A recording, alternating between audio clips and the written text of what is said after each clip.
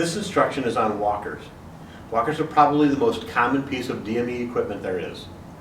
Walkers are a platform that's designed to aid in mobility that provides full body support. Full body meaning full body weight. There are three basic versions.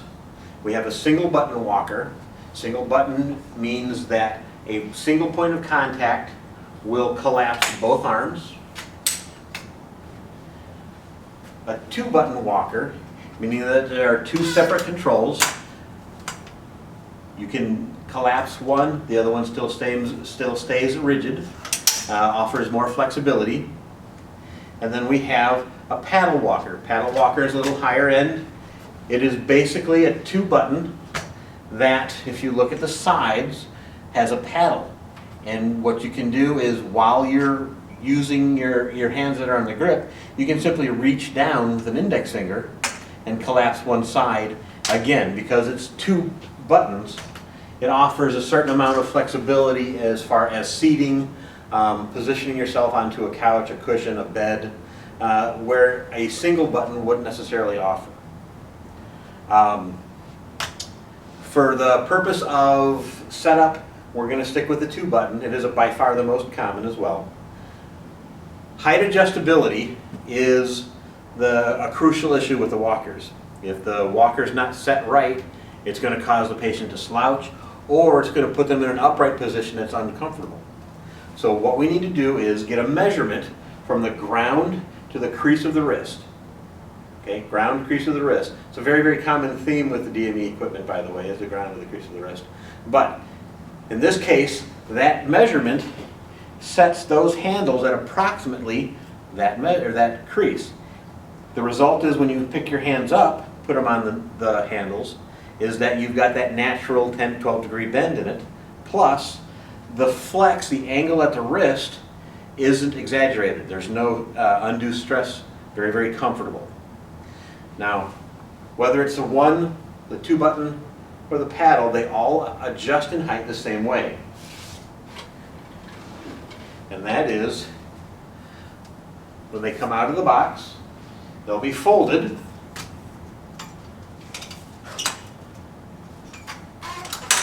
And you'll see these legs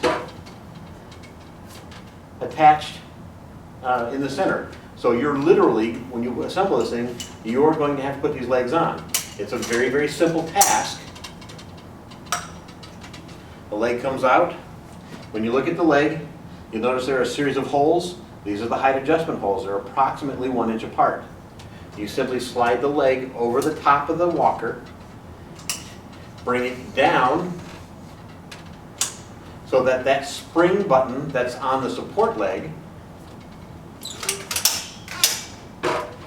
1, 2, 3, 4, brass colored button, that support button, or that locking spring button, locks these legs into place.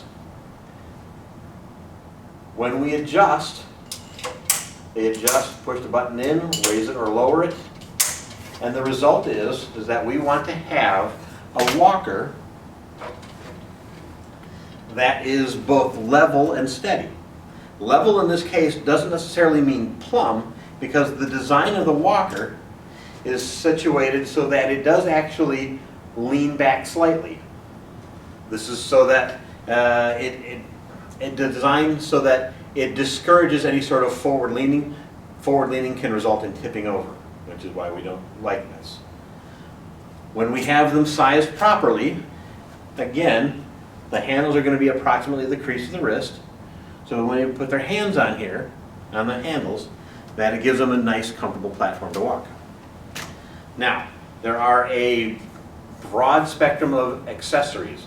Wheels only go on the front, never on the back. And the reason is that if you have a wheel on the front and the back, there's no braking system in the back. It's not going to be a matter of if, it's going to be a matter of when that somebody takes a spill. Best case scenario, they stumble and they catch themselves. But because there's wheels all the way around, the odds are that the walker is going to go flying away. They're going to land on their knees, possibly face into a steel support bracket, If they do, the walker goes flying and then they face plant. Very, very bad scenario. Never, ever, ever, ever allow somebody to put a standard wheel on the back of a walker. If they need to have wheels all the way around, there's a rollator. We'll cover that in a separate segment. But never, ever, ever allow wheels to go on front and back. There's one exception, and that's actually a wheeled brake. The wheel is a 3-inch wheel, but it's built on a spring system so that as soon as any weight is applied to the handles, it pushes down, and the rubber stopper is what comes in contact with the ground, not the wheel. The only advantage to it is if you've got somebody who has wheels up front, they put the wheeled glide brakes in the back, it allows them to scoot around very, very easily, but until they put weight on it, or as soon as they put weight on it, then it locks into place, it breaks. Some people who are still fairly mobile but need a steadying effect, people like that have a tendency to use the wheeled glide brakes. But as a rule, people will have a set of wheels up front, and you can see there's all kinds of options. Like I said, you'll see some people that use tennis balls. Tennis balls, the reason people like it, first off, they're inexpensive. Secondly is that they have the perception that they glide very, very quickly across surfaces. Unfortunately, that's not the case. Tennis balls, even though they are readily available, they're very, very common. As a rule, you have to poke a hole in them, cut the hole big enough so that it'll actually fit onto the leg. Plus, if you take it outside, the hairs pick up dirty water, they pick up all the dirt, they pick up stones. And they're the biggest culprit for someone who gets a walker and they bring it into, say, like a hardwood floor, and scratching the floors. We try to discourage the tennis balls only because of that fact. Now, with that being said, the walker platform has other options like a platform, like a tray, a basket. And those are all very, very self-explanatory. A basket sits up front and allows you to put things in it.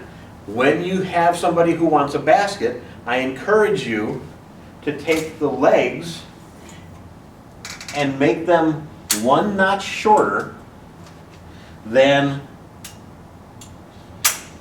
they are if you don't have a basket. And the reason that is that it kicks the walker back slightly to compensate for a basket and the weight that could be put on it. Again, this whole issue of a tilt forward is a bad thing, a tilt backward slightly is not necessarily a bad thing. Along the same lines, we have trays. A walker tray is a device, and lots of companies make them, that either fit into this area and provide a platform to set down a drink, hold a book, maybe a plate, but they're not designed for, let's say, a cafeteria tray. They're designed for you to set something down and possibly something light while you're moving, but they're really not designed for transportation of food, you've got a hot cup of coffee set there. They're really not designed for that. They're merely a platform to set something light. There are platforms, and a platform attachment is a device that when you attach it to the walker allows somebody who's, let's say they've had a stroke and their right side is weak but their left side is normal. What they do is this platform attachment mounts and it acts as a forearm tray. It has a grip that comes up that they can grab, but the idea is that it straps to the forearm and they would lift the walker with their forearm on one side and the hand on the other. That's the walkers. Again, there's a single button, 2 button, a paddle, and by the way, weight capacities are across the spectrum as well. Walkers go from 250 pounds up to 850 pounds. So whether it's pediatric, geriatric, or bariatric, the walkers, the family of walkers accomplish all of this. Height adjustable done by push buttons on the legs. The leg slides up and down, push button stays fixed. Measurements from the ground to the crease of the wrist gives you a positive starting point for measurements.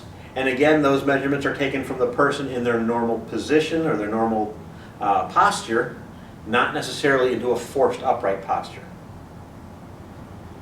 If you have any questions, please feel free to call or contact the product support desk, and thank you.